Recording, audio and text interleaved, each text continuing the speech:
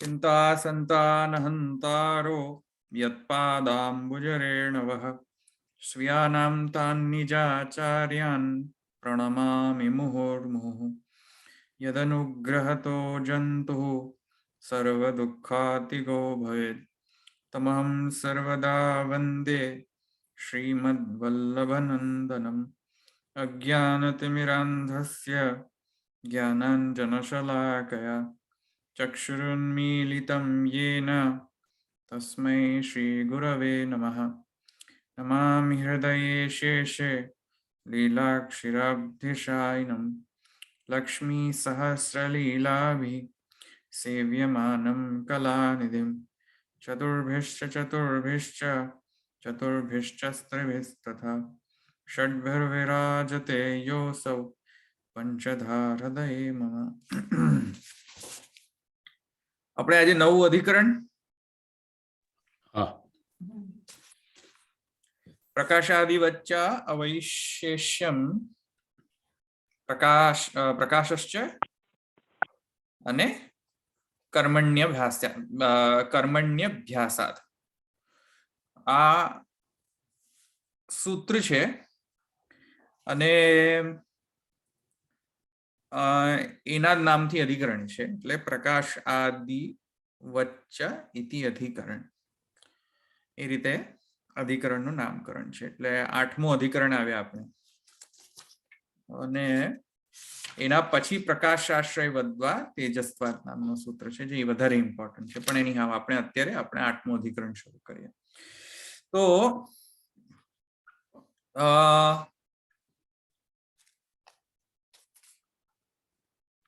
संधि विच्छेद करी दो आपणे सूत्रनो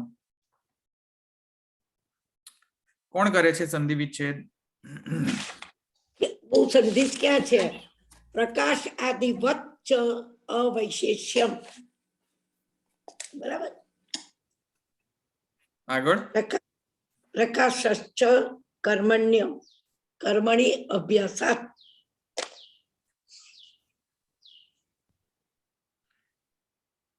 प्रकाशादि वच्च अवैशेष्यं प्रकाशः च कर्मणि अभ्यासात् बराबर छे संधि विच्छेद बराबर થઈ ગયું बराबर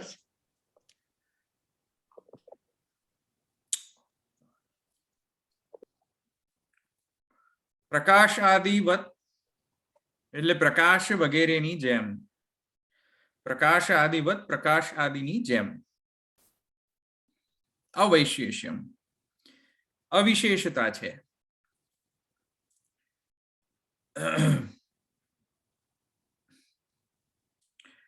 કર્મણી અભ્યાસાત પ્રકાશઃ ચ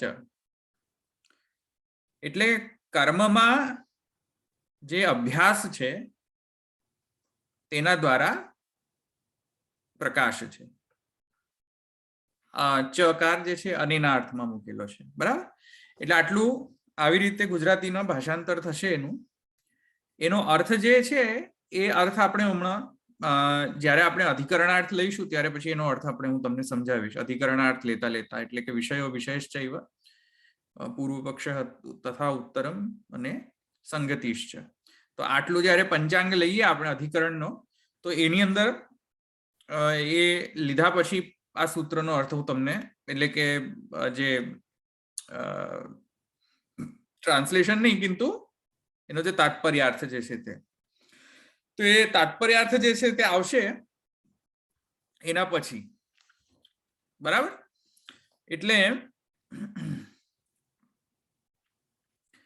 આપણે પહેલા તો અધિકરણનો પ્રયોજન જોઈએ કારણ કે અધિકરણને અધિકરણનો જે પંચાંગ જે છે તેને શરૂ કરતા પહેલા અધિકરણ પ્રયોજન કે અધિકરણ શા માટે કરવામાં આવ્યો એની પહેલા મીમાંસા કરી લેવી જોઈએ તો એનો આપણે વિચાર મીમાંસાની વિચાર કરી લેવો જોઈએ તો એનો વિચાર હવે અહીંયા આરંભ થાય છે કે ભૈયા આ અધિકરણ જે છે એનો પ્રયોજન શું તો એનો વિચાર પ્રારંભ કરતા ત્યાં કહે છે પુનઃ પ્રકારાંતરેણ પૂર્વોક્તમેવ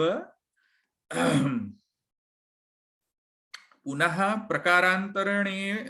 પ્રકારાંતરેણ પૂર્વોક્તમેવ સ્થિરીકર્તુમ અધિકરણાંતરમ આરભતે તત્ર સૂત્રદ્વયેન પૂર્વપક્ષમાહ. તો અહીંયા જે અધિકરણનો જે પ્રયોજન અહીંયા આ સ્ટેટમેન્ટમાં કહેલો છે.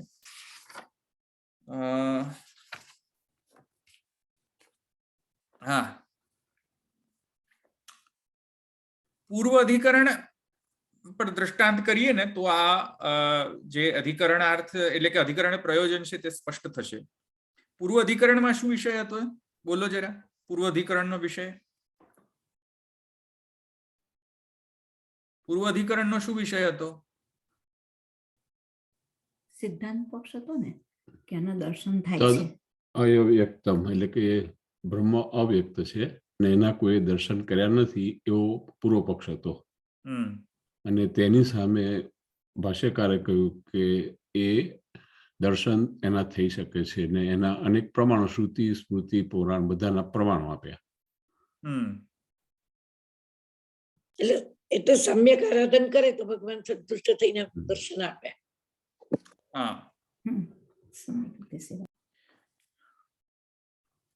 એટલે બરાબર છે. સરસ. તો એક મિનિટ.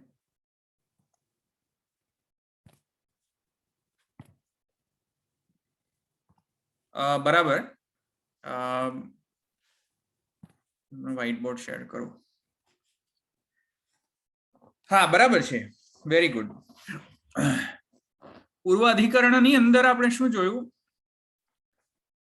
કે સિદ્ધાંત સૂત્ર એટલે સિદ્ધાંત અધિકરણ, સિદ્ધાંત સૂત્રના હિસાબથી આપણે શું જોયું કે બ્રહ્મ જે છે, એક મિનિટ, સોરી,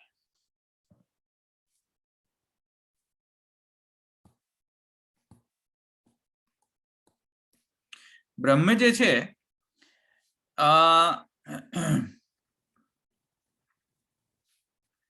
તે વ્યક્ત અને અવ્યક્ત બંને છે. વ્યક્ત પણ છે, અવ્યક્ત પણ છે. વ્યક્ત એ સેન્સમાં, કયા સેન્સમાં વ્યક્ત? આપણે સિદ્ધાંત, અહીંયા સિદ્ધાંત લઈ રહ્યો છું. આ સિદ્ધાંત વ્યક્ત કઈ રીતે થઈ રહ્યો છે? બ્રહ્મ કોને થઈ રહ્યો છે વ્યક્ત? સંરાધન કરે, સમ્યક સંરાધન કરે તો ભગવાન દર્શન આપે. અને અવ્યક્ત કઈ રીતે રહે છે?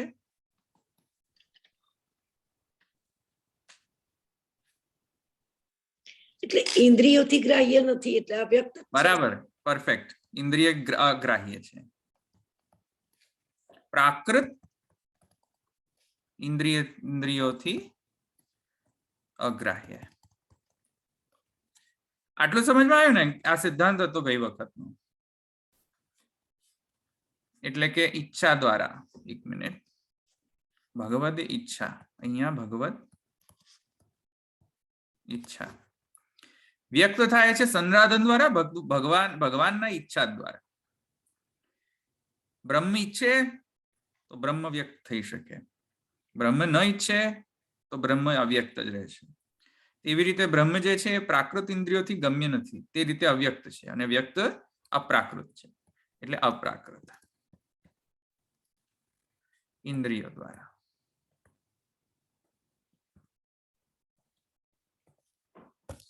આટલું ખ્યાલ આવ્યું ને? હવે આને આપણે પ્રૂફ કઈ રીતે કર્યો? મહાપ્રભુજીએ ગયા અધિકરણના પ્રમાણે શ્રુતિ અને સ્મૃતિથી કર્યો. શ્રુતિ અને સ્મૃતિથી ગ્રાહ્ય છે એ પ્રમાણે સિદ્ધ કર્યું. શ્રુતિ અને સ્મૃતિ સ્મૃતિ પ્રત્યક્ષ. યાદ કરો લાસ્ટ સૂત્રમાં અપી સંરાધને શું છે જુઓ સૂત્ર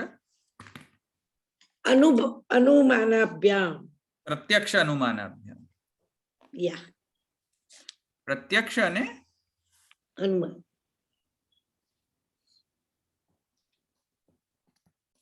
અનુમાન.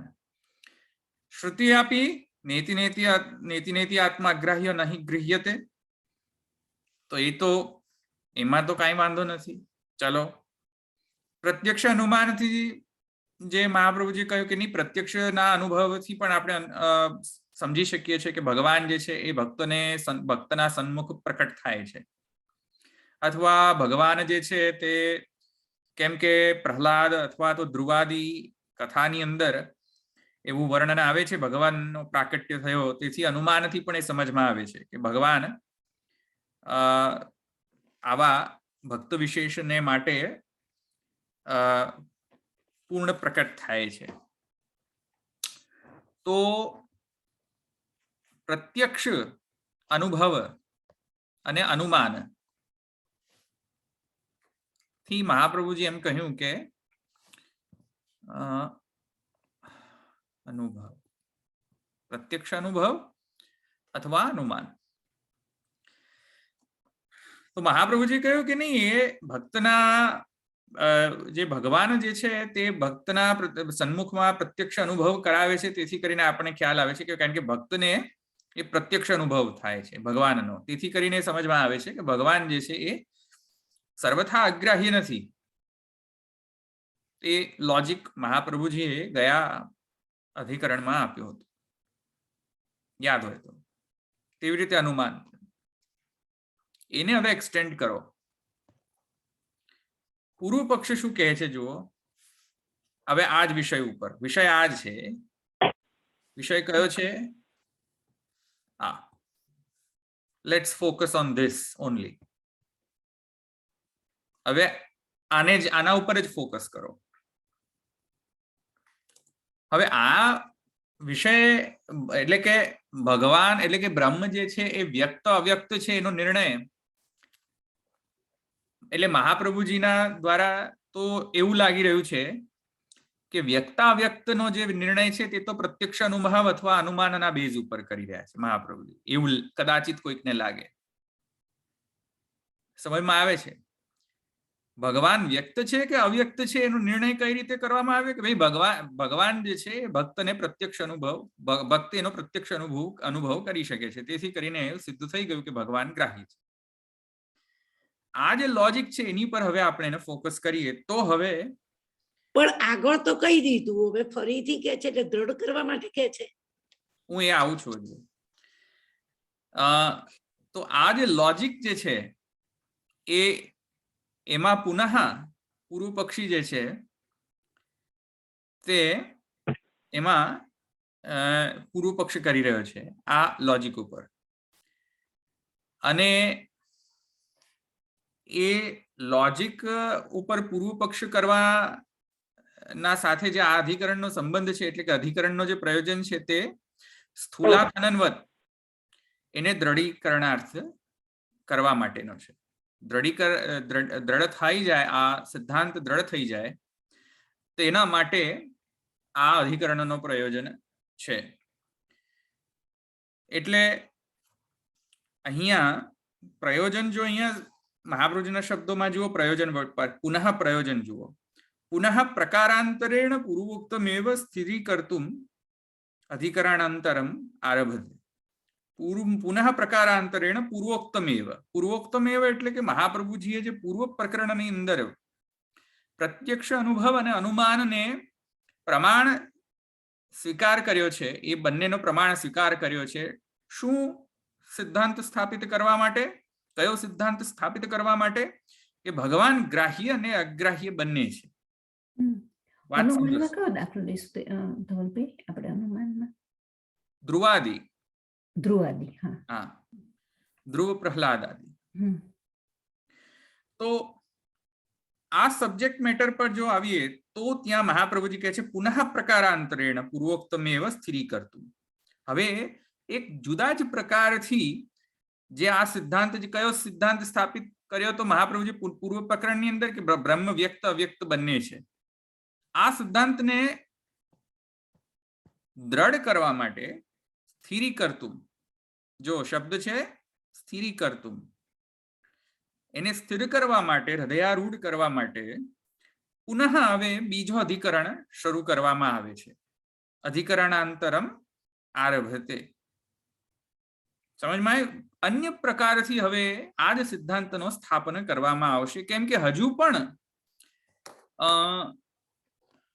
પણ પૂર્વ પક્ષના જે સંશયો છે એ હજુ રિઝોલ્વ નથી થયા કમ્પ્લીટલી, અને જ્યાં સુધી પૂર્વ પક્ષના સંશયો રિઝોલ્વ ન થાય ત્યાં સુધી સિદ્ધાંત દ્રઢ નથી થતો, અને સિદ્ધાંત દ્રઢ ના થાય તો પ્રમેય સિદ્ધ થતો નથી. સમજમાં આવ્યું ને? કારણ કે અવિરોધ જ્યાં સુધી સિદ્ધ ન થાય, જેમ આપણે અવિરોધાધ્યાય જોયો હતો ને, તો અવિરોધ સિદ્ધ ન થાય તો પ્રમેય સિદ્ધ ન થાય. પ્રમેય સિદ્ધ ન થાય તો આગળ સાધન કરે નહીં, એટલે પ્રમેય તો સિદ્ધ કરવો પડે. પ્રમેય સિદ્ધ્યર્થ જે છે અવિરોધ જરૂરી છે, અને અવિરોધ સિદ્ધ્યર્થ આ અધિકરણાંતર કરવામાં આવેલો છે. એટલે કે બીજો અધિકરણ આ જ વિષય ઉપર કરવામાં આવે છે. આ જ વિષય ઉપર ગ્રાહ્યાગ્રાહ્ય છે કે નહીં ભગવાન, અથવા તો બ્રહ્મ જે સાકાર છે કે નિરાકાર છે, બ્રહ્મનો કોઈ આકાર છે કે નહીં, અથવા તો એ પણ કે બ્રહ્મ જો સાકાર હોય તો કોઈ એક જ આકાર છે, અને જો એક અથવા મલ્ટિપલ આકાર છે. હવે એક જ આકારનો હોય તો આ બધા આકાર મિથ્યા છે, અને જો મલ્ટિપલ આકાર હોય તો ઓથેન્ટિક આકાર કયો? બ્રહ્મનો મૂળ આકાર.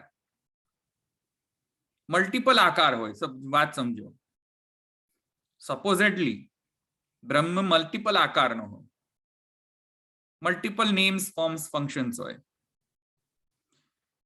તો મલ્ટિપલ નેમ્સ ફોર્મ્સ ફંક્શન્સમાં કોઈ એક ફોર્મ નેમ ફોર્મ ફંક્શન જે ઓથેન્ટિક હોવો જોઈએ, મૂળ, જેને આપણે મૂળ કહીએ, અને બીજા બધા ફોર્મ્સ જે છે એ આગંતુક. આગંતુક એટલે આજે છે કાલે નથી એ ફોર્મ. તો ઓથેન્ટિક ફોર્મ કયો બ્રહ્મનો? ઓથેન્ટિક આકાર બ્રહ્મનો કયો? મૂળ આકાર. સૃષ્ટિની પહેલા કહેવું હોય તો સૃષ્ટિની પહેલા કહો, સૃષ્ટિની પછી કહેવું હોય તો સૃષ્ટિની પછી, પણ જે પણ હોય બ્રહ્મનો ઓથેન્ટિક આકાર કયો?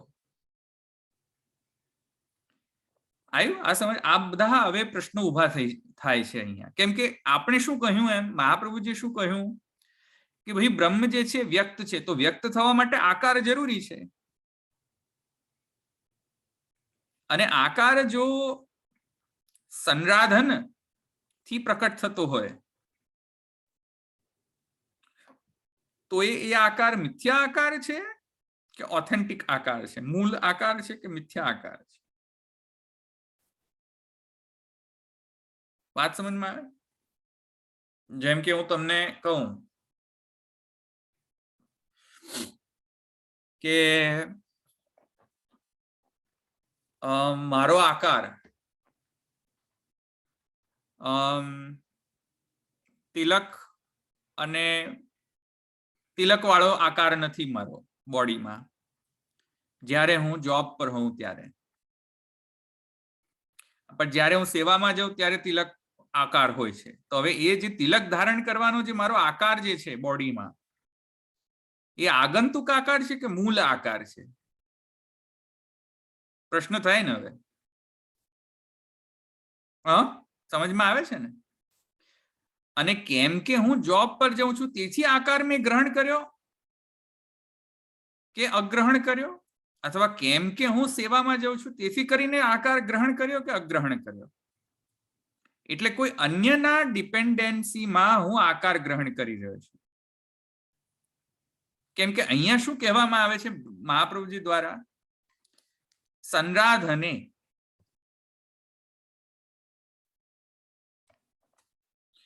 સંરાધને ભગવાન એટલે કે યદ્યદ ધ્યાત ઉરુગાય વિભાવયંતી તત્તદ વપુઃ પ્રણયસે સદનુગ્રહાય. જેવી ભગવાન જેવું ભક્ત ઈચ્છા કરે, ભક્ત ભાવના કરે, એ ભક્તના ભાવાનુસારી ભગવાન આકાર ધારણ કરે છે. તો ભગવાન આકાર ધારણ કરે છે તે મૂળ આકાર ધારણ કરે છે કે ભક્તના ભાવના કારણે ઔપાધિક આકાર ધારણ કરે છે? આ સમજમાં આવે છે પ્રોબ્લેમ? હા, ભાવ યોગ પરિભાવ વિતરુત સરોજ. પ્રોબ્લેમ સમજમાં આવે છે ને આ ફિલોસોફિકલ હવે? Because this is a problem now. કારણ કે આપણે તો બધા એમ માનીએ છીએ ભક્તિ માર્ગીઓ કે હા ભગવાન તો ઘણા બધા ભક્તના ભાવ પ્રમાણે ભગવાન આકાર ધારણ કરે છે. તો એ તો બહુ જ ઉત્કૃષ્ટ વાત છે. હા, ઉત્કૃષ્ટ વાત તો છે, પણ એક ફિલોસોફિકલ પ્રોબ્લેમ અને લોજિકલ પ્રોબ્લેમ એ આવી રહ્યો છે કે ભાઈ જો ભગવાન આટલા બધા રૂપ ધારણ કરે ભક્તના ઈચ્છા અનુસારી, તો ભગવાનનો મૂળ આકાર ક્યાં ગયો? કેમ કે આ તો ભક્તની ઉપાધિના કારણે પ્રકટ થતો ભગવાનનો આકાર છે, જે આગંતુક છે, સસ્ટેન નથી થતો લોંગ ટાઈમ. જ્યાં ભક્તનો ભાવ બંધ થયો ને ત્યાં ભગવાનનો આકાર જતો રહ્યો, ગાયબ થઈ ગયો. તો ભગવાનનો આકાર તો ઇટરનલ નથી, નિત્ય નથી. આ પ્રમાણે જો વિચારીએ તો નિત્ય નહીં હોય ને આગંતુક બની જશે ભગવદ આકાર. અને જો ભગવદ આકાર નિત્ય નહીં રહીને આગંતુક આકાર બની જાય તો પૂર્વ પક્ષમાં પુનઃ પ્રવેશ થઈ જાય કે તેથી કરીને તો કહી રહ્યા હતા કે ભાઈ ભગવાન વ્યક્ત નથી, ભગવાન હંમેશા અવ્યક્ત જ રહે છે. આ પ્રોબ્લેમ સ્ટેટમેન્ટ ખબર પડે છે બધાને?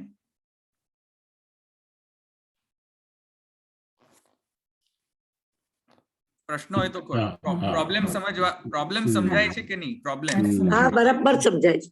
અને આગંતુક એટલે આજે છે ને કાલે નથી, એમ ને? જેમ કે તમે તમારા ઠાકોરજીની કોઈ ભાવના કરી, તો એ તો આજે તમે ભાવના કરી, એ નેસેસરી થોડી છે કે એ જ ભાવના કાલે કરશો. બરાબર. તો એ તમારા ભાવના અનુસાર પ્રમાણે ભગવાને માની લો આકાર પ્રકટ કર્યો, તો એ તો લોંગ ટાઈમ સસ્ટેનેબલ નથી એ આકાર. કેમ કે કાલે તમે બીજો ભાવ કરશો તો એ બીજો રૂપ ધારણ કરશે. તો આ તો અનિત્ય આકાર છે. બરાબર. તો ભગવાનનો અનિત્ય આકાર સાચો કે નિત્ય આકાર સાચો? તો એ ભગવાનના સ્વરૂપ તયા આકાર નથી પ્રકટ થતો, પણ એ ભગવાનની શક્તિ કોઈક છે કે જેના કારણે એવો આકાર પ્રકટ થાય. ખરેખર સ્વરૂપાત્મક આકાર નથી એમ થવાનો પ્રસંગ આવી પડે. એવો પ્રસંગ જો આવે, આજે મેં હમણાં કહ્યું એ સિદ્ધાંત, એટલે કે એ જો સિદ્ધાંત બની જાય તો પુનઃ પૂર્વ પક્ષમાં પ્રવેશ થઈ જાય. કેમ કે પૂર્વ પક્ષી એ જ તો કહેતો હતો કે ભાઈ એ અવ્યક્ત છે, ભાઈ સાહેબ, વ્યક્ત થતો નથી. વ્યક્ત થશે તો કયા આકારમાં વ્યક્ત થશે? મલ્ટિપલ આકાર કહો તો પ્રોબ્લેમ છે, અને એક આકારથી વ્યક્ત થશે એમ કહો તો સંરાધનની જરૂર શું છે?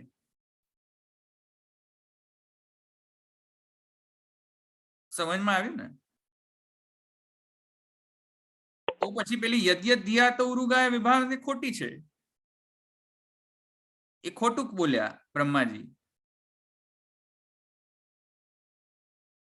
તો આકાર નિત્ય છે કે અનિત્ય છે?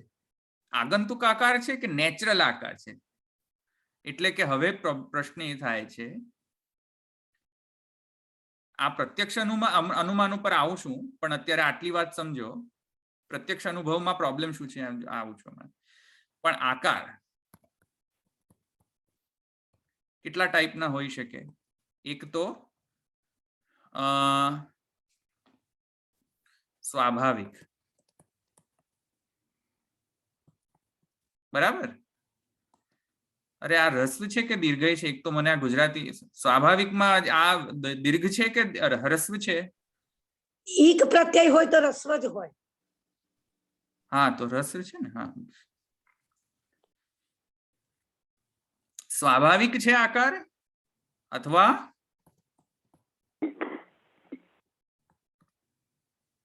આ પણ હોઈ શકે ઔપાધિક. ઔપાધિક આકાર પણ હોઈ શકે કે નહીં? આપણે અત્યારે નહીં, એક મિનિટ, હું બીજી રીતે હું ક્લાસિફાઈ કરું. એક મિનિટ ફરીથી ક્લાસિફિકેશન. આકાર નિત્ય અને અનિત્ય. અત્યારે આ સિદ્ધાંત નથી. હા, આ પ્લીઝ મેક શ્યોર કરજો કે આ તમે એને સિદ્ધાંત ન ગ્રહણ કરી લો. આ સિદ્ધાંત નથી કહી રહ્યો હું. તમને પૂર્વ પક્ષ સમજમાં આવે તેથી કરીને હું પૂર્વ પક્ષી બની રહ્યો છું અહીંયા. સમજમાં આવે છે? હા બોલો ભાઈ. હા, કારણ કે જો કોઈને સમજમાં ના આવતું હોય આ તો પ્રોબ્લેમ છે. એટલે આ સિદ્ધાંત નથી ચાલી રહ્યો અત્યારે. ઓકે, આકાર કેટલા પ્રકારના હોઈ શકે? નિત્ય અથવા અનિત્ય. નિત્ય આકાર જે છે એમાં એક પ્રકારનો આકાર એ હોઈ શકે ભાઈ સ્વાભાવિક છે. સ્વાભાવિક છે. સ્વભાવ નેચરલ, જેમ આપણે કહીએ ને નેચરલી આ જ છે. ચાલો, સ્વાભાવિક છે. અનિત્યની અંદર શું હોઈ શકે કે ભાઈ કોઈ ઉપાધિના કારણે આવી રહ્યું છે એટલે ઉપાધિક આકાર. ઉપાધિ જતી રહે તો આકાર પણ જતો રહે. ઉપાધિ આવે તો આકાર આવી જાય, ઉપાધિ જતી રહે તો આકાર જતો રહે. જેમ આપણે કયો દૃષ્ટાંત આપણે લઈએ છીએ ઉપાધિક આકાર માટે? સ્ફટિકનો. સ્ફટિક મણીનો આપણે દૃષ્ટાંત લઈએ છીએ ને ઉપાધિકોને. આપણે નિત્યમાં ઐચ્છિક પણ એક રાખી દઈએ, ઈચ્છા દ્વારા. જો કે આ મારે નતું કેવું જોઈતું, નહીં તો પછી બધું એનો સિદ્ધાંત જ આવી જશે. રેવા દો, અહીંયા ઐચ્છિક જવા દો. આપણે પહેલા આટલું જ જોઈએ. હા, બીજો કયો આકાર થઈ શકે બોલો? ચાલો, અનિત્યની અંદર ચાલો બોલો. આગંતુક. હા, આગંતુક પણ આની અંદર જ આવી જશે ને. ઉપાધિની અંદર નહીં આવી. જેવા ચશ્મા પહેરીએ એવું દેખાય. હા, બીજું કયું અનિત્ય આકાર હોઈ શકે બોલો? ઔપચારિક. અચ્છા, ઔપચારિક. ચાલો, ઓકે. એ કોણ બોલ્યું? હું બોલી. નૈના. હું એટલે? અચ્છા, નૈના. પેલું કુસુમ નું કશું. અચ્છા, બીજું? જાબા કુસુમ નતું. ચાલો, બીજું? બીજો કોઈ અનિત્ય આકાર પ્રકાર?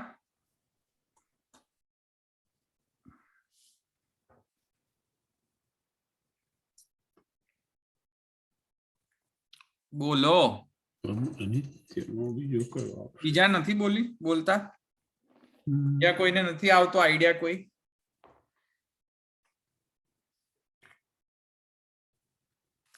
મિથ્યા.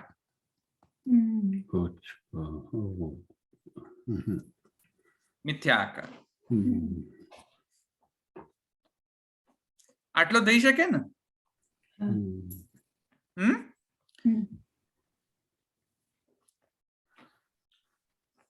તો ભગવાનનો આકાર આટલા બધા આકારમાંથી કયો?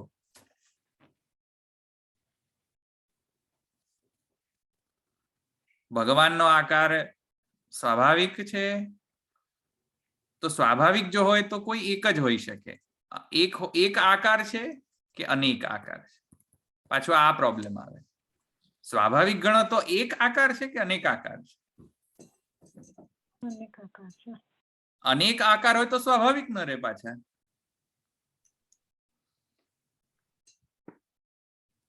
અનેક જો માનો તો વસ્તુના અનેક સ્વાભાવિક આકાર કઈ રીતે હોય છે? જેમ કે પ્રકાશ અથવા તેજસ તત્વ. ચાલો, તો તેજસ તત્વ જે છે એના કોઈ સ્પેસિફિક ફિઝિકલ પ્રોપર્ટીઝ જ હોય ને. પછી તમે એમ કહો કે ના ના, જેમ કે જલ, વાત સમજો, જલ, તો જલ ઉષ્ણ પણ હોઈ શકે અને શીતલ પણ હોઈ શકે. તો જલનો સ્વભાવ શું, ઉષ્ણતા કે શીતલતા?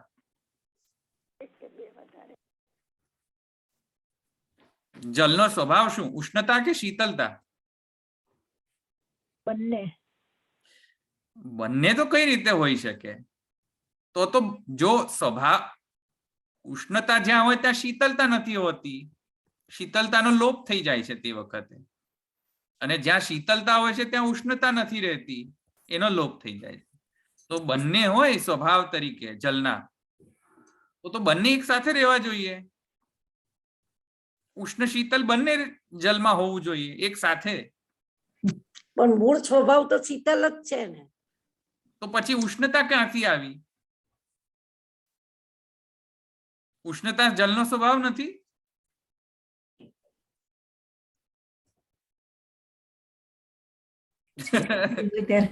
ઠંડી હોય ત્યારે ઉષ્ણ જલ લાગે છે ને. તો એ ઉષ્ણતા જે છે કોના કારણે છે? જલના સ્વભાવના કારણે છે કે બીજાના ઉપાધિના કારણે છે? ઉપાધિના કારણે. ઉપાધિના કારણે છે. ઉપાધિના કારણે ઉષ્ણતા આવી રહી છે. બાકી જલમાં તો ઉષ્ણતા શીતલતા જેવું તો છે નહીં. ઇવન શીતલતા જેવું નથી જલની અંદર.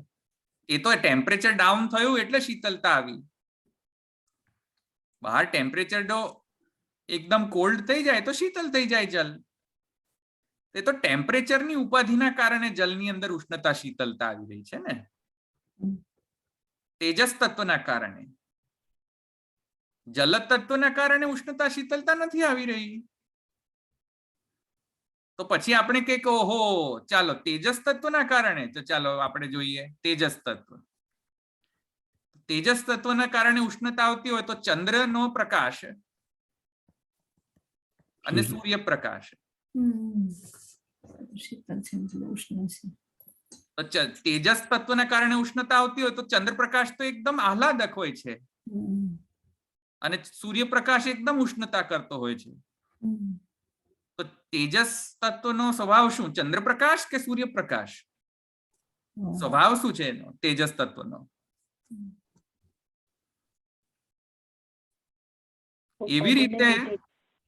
તેવી રીતે પ્રશ્ન થાય છે બ્રહ્મના બાબતે. બ્રહ્મ સ્વભાવ તરીકે શું છે ભાઈ? એક આકાર છે કે મલ્ટિપલ આકાર છે? કેમ કે જલની અંદર જેમ ઉષ્ણતા શીતલતા બંને છે પણ એ જલનો સ્વભાવ નથી, તેવી રીતે બ્રહ્મ અનેક આકાર ધારણ કરી શકે છે કિંતુ એ સ્વાભાવિક આકાર નથી, આગંતુક આકાર છે. આ પ્રિમાઇસિસ લઈને પૂર્વ પક્ષ ચાલી રહ્યો છે. સમજમાં આવે છે આ? જેમ કે જલની અંદર ઉષ્ણતા શીતલતા એક સાથે રહેતી નથી, તેથી જલનો એ સ્વભાવ નથી ઉષ્ણતા કે શીતલતા. એ તો બહારથી ઇન્જેક્ટેડ કોઈક એન્વાયરમેન્ટલ પ્રોબ્લેમ છે, એન્વાયરમેન્ટલ એલિમેન્ટ છે કે જે જલને ઇન્ફ્લુઅન્સ કરી રહ્યો છે ઉષ્ણ બનવા માટે કે શીતલ બનવા માટે. એવી રીતે તેજસ તત્વમાં ચંદ્રપ્રકાશ તેજસ તત્વ છે, પ્રકાશ તત્વ છે. તો પણ પ્રકાશ ચંદ્રપ્રકાશ પણ હોઈ શકે, પ્રકાશ એ જ પ્રકાશ સૂર્યપ્રકાશ પણ હોઈ શકે. તો ચંદ્રપ્રકાશ અને સૂર્યપ્રકાશ એ પ્રકાશના ટાઈપ્સ છે, આકાર છે. પણ એના કારણે એમ તો ન કહી શકાય ને કે ચંદ્રપ્રકાશ એ સ્વાભાવિક આકાર છે અને સૂર્યપ્રકાશ પણ સ્વાભાવિક આકાર છે તેજસનો. એ તો ચંદ્રના ઉપાધિના કારણે તેજસ તત્વમાં ભેદ આવે છે. એવી રીતે સૂર્યના ઉપાધિના કારણે તેજસ તત્વમાં ભેદ આવે છે. આ ઉપાધિના કારણે બધું ભેદ આવે છે. તેના એવી જ રીતે પૂર્વ પક્ષી કહે છે કે એ ઉપાધિના કારણે અનેક આકાર ધારણ કરતો થાય છે, બાકી તો એનો સ્વભાવ મલ્ટિપલ ફોર્મ લેવાનો છે જ નહીં. એ તો ભક્તને ભાવના એવી થાય છે, તેથી એ ડિફરન્ટ આકાર ધારણ કરે છે, જેમ ઉષ્ણતા શીતલતાના કારણે, જેમ ઉષ્ણતા શીતલતા ધારણ કરે છે. પણ એ તો બધા આગંતુક છે, આ બધા આગંતુક છે, અનિત્ય છે. સમજમાં આવ્યું? અનિત્યથી છે. તો અનિત્ય આકાર જે છે, જુઓ, અનિત્ય આકાર, નિત્ય ઉપાધિક આકાર, આ તો બધા અનિત્ય ઉપાધિક આકાર હોય તો એ ઔપચારિક જ ગણાશે ને અલ્ટિમેટલી. ખરેખર સ્વાભાવિક તો નહીં ગણાય. તેથી કરીને પૂર્વ પક્ષી કહે છે કે એ તો હંમેશા અગ્રાહ્ય જ રહે છે. તેથી એ હંમેશા અગ્રાહ્ય જ રહે છે,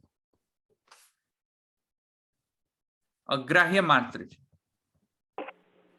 કારણ કે ખરેખર બ્રહ્મનો જે નિત્ય જે આકાર છે એ તો ગ્રહણ થતો જ નથી. આપણે જે ગ્રહણ થાય છે શું થાય છે? ઉપાધિના કારણે બ્રહ્મનો આકાર ગ્રહણ થાય છે. જેમ જલની ઉષ્ણતા અને જલની શીતલતા, એ તો ઉપાધિના કારણે જલમાં ઉષ્ણતા શીતલતા આવી, એવી રીતે તેજસ તત્વમાં ચંદ્રપ્રકાશ અને સૂર્યપ્રકાશ, એ તો ભાઈ ચંદ્ર સૂર્યના કારણે તેજસ તત્વમાં ભેદ આવ્યો, બાકી તેજસ તત્વનો સ્વભાવ નથી એ. તેવી રીતે બ્રહ્મમાં પણ જે અનેક આકાર જે ધારણ કરે છે બ્રહ્મ, એ તો ભક્તના ઉપાધિના કારણે, ભક્ત ભાવનાની ઉપાધિના કારણે ધારણ કરે છે, જે આગંતુક છે, અનિત્ય છે. તેથી કરીને બ્રહ્મ ખરેખર બ્રહ્મનો આકાર ગ્રહણ થઈ શકતો નથી, પૂર્વ પક્ષ પ્રમાણે. આ સમજમાં આવે છે? હવે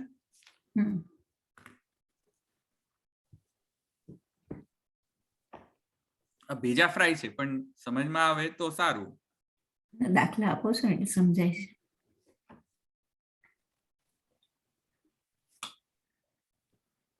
કોઈને પ્રશ્ન છે અહીંયા સુધી? પૂર્વ પક્ષ એ વળી વળીને એનો જ સિદ્ધાંત લાવી દે છે પૂર્વ પક્ષી. કેમ કે મહાપ્રભુજીને એ સ્થુલાખનનવત એને સમજાવવું છે, એટલે વેદવ્યાસ વ્યાસજીએ એ સૂત્ર જે અધિકરણનો પ્રયોજન આ છે, એટલે વ્યાસે એને ઇન્ટ્રોડ્યુસ કર્યો છે એ રીતે.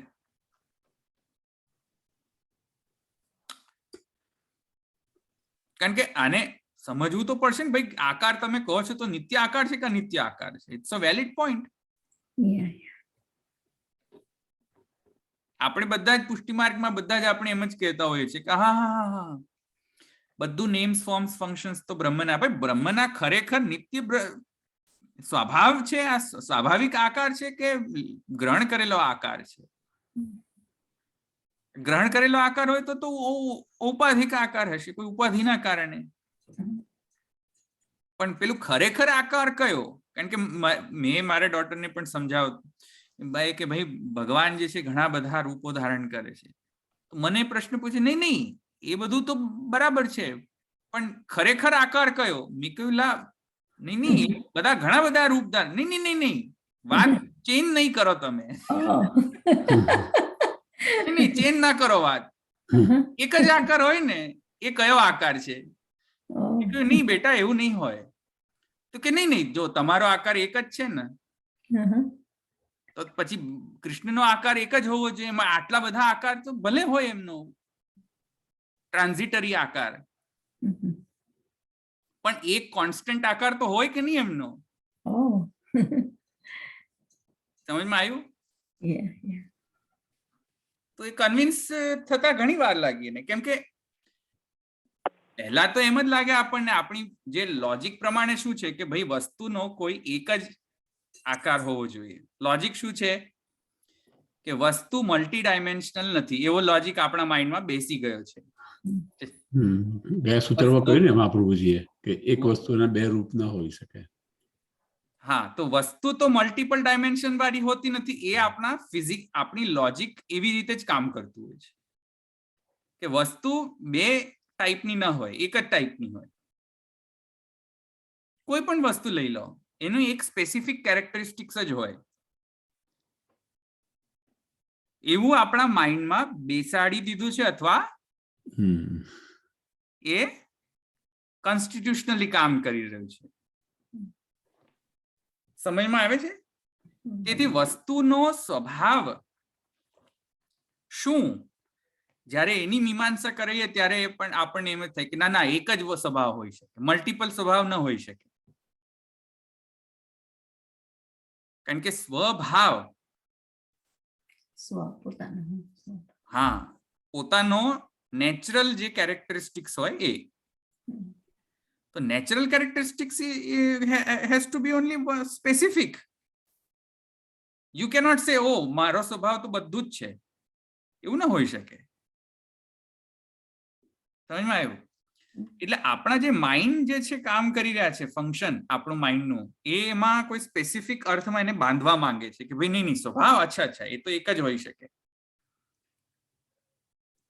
તેથી કરીને મારી ડોટર પણ એવી રીતે રીઝન કરતી હતી કે નહીં નહીં, પણ સૃષ્ટિ પહેલા તો કોઈક એક આકાર હશે ને, એ કયો આકાર હતો? કેવું પડે, હા, આટલે આર્ગ્યુ કરી જ બહુ કહેવાય. તો જો એને મેં સમજાવતા એક નાના બાળકને સમજાવતા મેં એને ચાર્ટ પછી બનાવ્યો એના માટે. આ ચાર્ટ છે. હા, એને ઇંગ્લિશમાં સમજાવતો હતો. તો આ ચાર્ટ, આઈ કેમ અપ વિથ ધીસ ચાર્ટ એને નાના બાળકોને સમજાવવા માટે. એટલે પુષ્ટિ ભક્તિ માર્ગ સમજાવવા માટે મેં એને પુષ્ટિ ભક્તિ અને માર્ગ સમજાવી રહ્યો હતો, સ્પેસિફિક અર્થ. એમાં ભક્તિનો અર્થ પણ મેં સમજાવવાનો ટ્રાય કર્યો એને. ભક્તિ એટલે શું, આ બધા ઇમોશન્સ ને ભક્તિ ગણી શકાય કે નહીં? ત્યાં પછી ઇમોશન્સ ના લેવલ પર જઈને પછી પ્રેમ ઉપર આવ્યા કે ભાઈ પ્રેમ પણ એક ઇમોશન છે. પછી કહે છે નહીં નહીં, પ્રેમ તો ઘણા બધા પ્રકારનો હોઈ શકે, બોડીલી પ્રેમ અને બીજો પ્રેમ. તો ભાઈ ભક્તિ એ બોડી પ્રેમ છે? જોરદાર કહેવાય. પછી કે નહીં નહીં, પણ પ્રેમ આવે છે ક્યાંથી? ઇમોશન કોઈ મેડિકેશન ઇન્જેક્ટ કરવાથી પ્રેમ થાય છે? બાયોલોજિકલ હોર્મોન છે પ્રેમ? કે પેલો હોર્મોનલ ચેન્જીસ થાય એટલે પ્રેમ પ્રકટ થાય, અને પછી હોર્મોન જતા રહે એટલે પ્રેમ પણ જતો રહે? એવો ડિવોશન એવો છે? એની મીમાંસા કરતા કરતા અમે પહોંચ્યા જીવ ઉપર. હવે એ જીવ ઉપર પહોંચ્યા એટલે પછી મને કે નહીં નહીં, જીવમાં તો પ્રેમ હોય જ કઈ રીતે શકે? પછી એની મીમાંસા કરતા કરતા આનંદ ઉપર ગયા, બ્લિસફુલનેસ ઉપર ગયા. અને બ્લિસફુલ ફિનોમિના એક્સપ્લેન કરતા કરતા પછી એને સમજમાં આવી કે અચ્છા હવે બરાબર છે, સોલમાં જ હોઈ શકે પ્લીઝ. તો પછી એની મીમાંસા કે નહીં પણ કે આટલા બધા ટાઈપના સોલ છે, એમાં બધાને પ્રેમ કેમ નથી થતો કૃષ્ણ પર? એટલે પછી મારે એને સમજાવવું પડે કે નહીં નહીં, એ આ 3 પ્રકારના સોલ્સ છે, પુષ્ટિ મર્યાદા પ્રવાહ. તો પછી એને એમ કહ્યું કે ના ના, આવી રીતે હાર્ડ એન્ડ ફાસ્ટ તો અન્યાય કહેવાય પુષ્ટિ સાથે, પ્રવાહી સાથે. પ્રવાહને તમે ભગવાને કેમ કશું આપ્યું નહીં, અને તમે લોકો બધા પુષ્ટિ લોકો બધા લઈ જાઓ છો બધું મોહનતાર. મઠડી મોહનતાર તો પુષ્ટિ લઈ જાય છે, આ બિચારા બાપડા પ્રવાહીઓને તો કશું આપતા નથી તમે. તો આ તો અન્યાય કહેવાય. એટલે પછી મેં એને સમજાવ્યું કે નહીં નહીં બેટા, આ અન્યાય નથી, આ ભગવાનના જ લીધેલા રૂપો છે.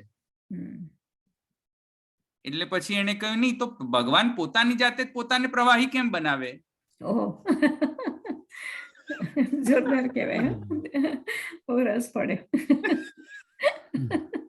મજા આવે એ લોકો જો વાત કરવાની. આ આખો પછી કોન્વર્ઝેશન ચાલતો તો પછી હવે કે નહીં હવે ઊંઘ આવે છે હું સુઈ જાઉં કુસાવ સુઈ જાઓ. ઊંઘ આવી ગઈ પછી મીમાંસા કરતા કરતા. પછી હું યુનિવર્સ પર પહોંચ્યો તો પછી ખબર કેટલું કેટલું હા એને પછી એવો પ્રશ્ન પૂછ્યો કે આ બધા આ વેદ તમે કર્યા કરો છો તમે સત્સંગમાં પણ વેદ લખ્યા કોણે? એ બધું સાંભળતી હશે આપણા સત્સંગનું. હા એ બધું સમજણ પડે છે ને એટલે મને પછી આ ટાઈમે પૂછે છે. હા એટલે જ આર્ગ્યુ આટલા કરી શકે. એ કે મને વેદ કર્યા કરો છો આખો દિવસ પણ આ વેદ લખ્યા છે કોણે? તો પછી મેં કહ્યું નહીં એ તો ભગવાને સ્વયં લખ્યા. નહીં લખ્યા પછી કે નહીં લખ્યા ક્યાં છે? મને એવિડન્સ બતાવો ભગવાને સ્વયં લખ્યા છે.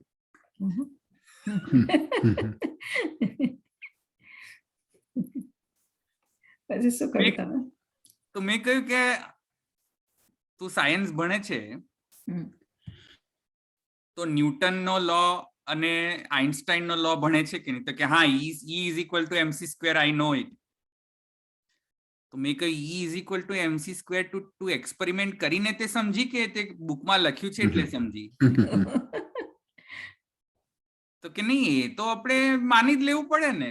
મેં કહ્યું there you go. E is equal to mc² કેવી રીતે તું માની ગઈ? એક્સપેરિમેન્ટ કર્યા વગર માની ગઈ કે નહીં? અને આઇન્સ્ટાઈને પાછો E is equal to mc² કઈ એક્સપેરિમેન્ટેશન ના બેસિસ પર તો કયું નથી. એ તો it's a theory. It's not based on experiment still.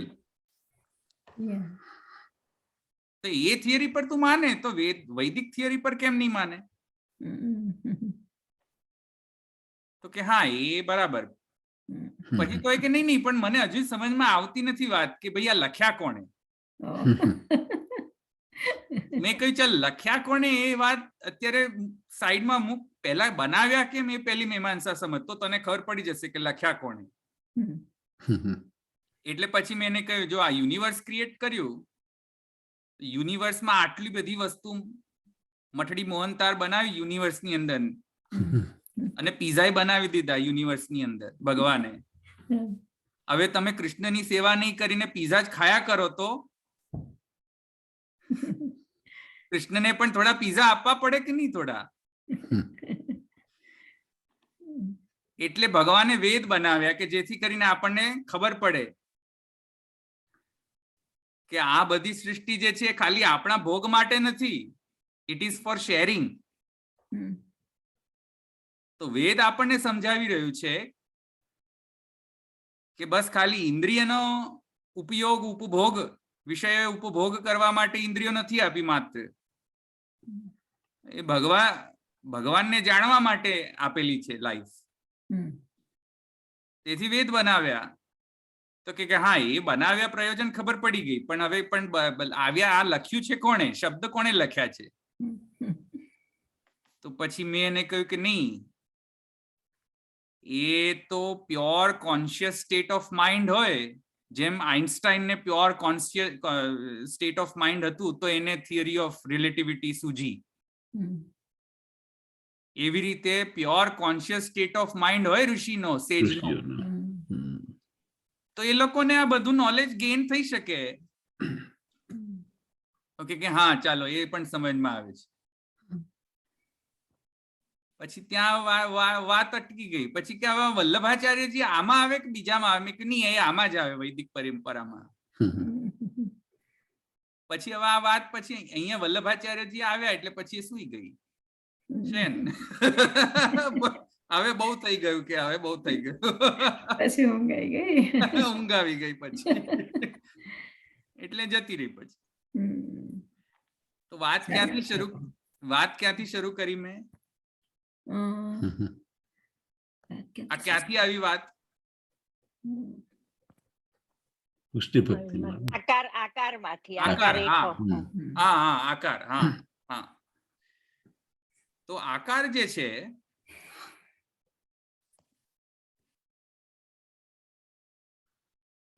હા, તો એ પ્રશ્ન જે એને કર્યો મને હમ કે નહીં એક જ આકાર હોય, આટલા બધા આકાર કરવાની શી જરૂર ભગવાનને, કોઈ એક આકાર બતાવી દો બસ બહુ થઈ ગયું.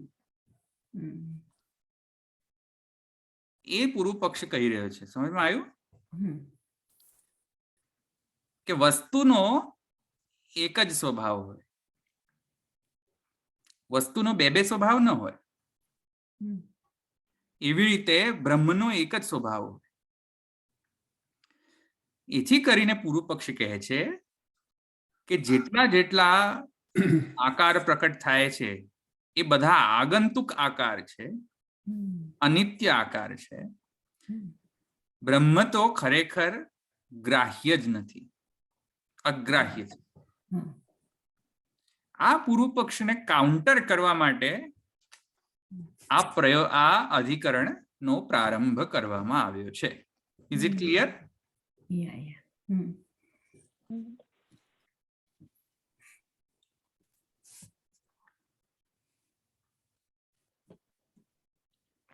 હવે આ એક લાઈન જે છે એના પછી હવે બધું જ્યારે વાંચીશ ને ત્યારે બધું તમને બરાબર સમજમાં આવી જશે. હવે આખું તમે અધિકરણ વાંચી જશો તો પણ સમજમાં આવી જશે. આખું અધિકરણ પણ વાંચી જશો ને હવે એમને પણ મારા સમજાવવાની જરૂર નહીં પડે. હવે એ એમનેમ જ તમને સમજમાં આવી જશે. હવે ચાલો, કોઈ પ્રશ્ન છે?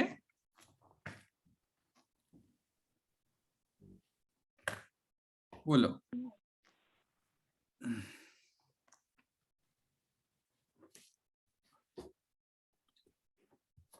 એક મિનિટ.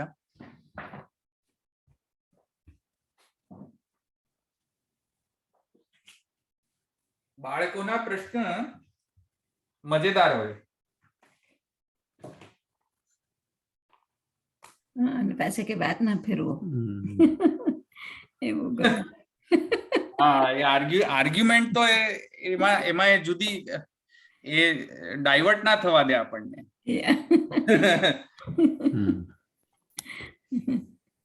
નહીં પણ તમે ખાલી સ્વભાવ કહો કે એનો મેલ આકાર શું છે એ બસ જણાવી દો. ની આડી બેડી વાત નહીં કરો, સીધો આન્સર આપો. મને આન્સર આપવા જ ના દીધો છેલ્લે. નહીં એક જ આકાર બતાવો. કૃષ્ણનો આકાર કયો છે? કયો બાલકૃષ્ણ છે કે શ્રીનાથજી છે? બાલક હોય તો શ્રીનાથજી કઈથી હોય? એક આકાર કહો મને. હજુ એનો આન્સર મળ્યો નથી બાય ધ વે. હજુ મારે એને કન્વિન્સ કરવાની છે. એક દિવસ લેશે પાછી. હજુ કન્વિન્સ નથી થઈ. આ બધી મીમાંસા ચાલુ છે ને પાછી, એટલે. આજે પાછું સાંભળ્યું હશે ને? નહીં, આજે નથી સાંભળતી. નથી સાંભળતી? ના, આજે નથી.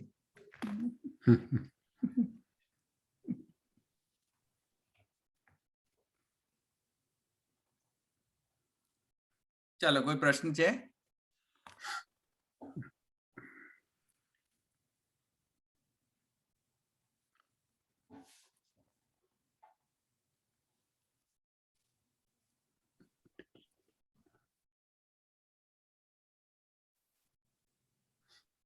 નથી? ચાલો, તો અહીં રાખીએ.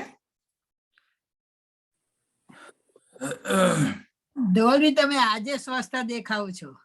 છેલ્લા 2-3 વખતે તમારા ફેસ ઉપર એવી થોડી એક છાયા હતી કે જાણે માંદા હોય એવું લાગતું હતું, પણ આજે બરોબર સ્વસ્થ દેખાવ છો.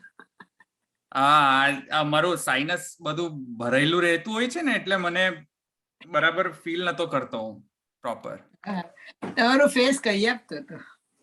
હા, થોડું ભાર લાગતો હતો અને માથાનો દુખાવો વધારે રહેતો હતો, એટલે. I'm glad to hear that કે સારું લાગે છે હવે. હા, કે બીજા પ્રશ્ન હોય તો આપણે દશરથભાઈ લઈ લો.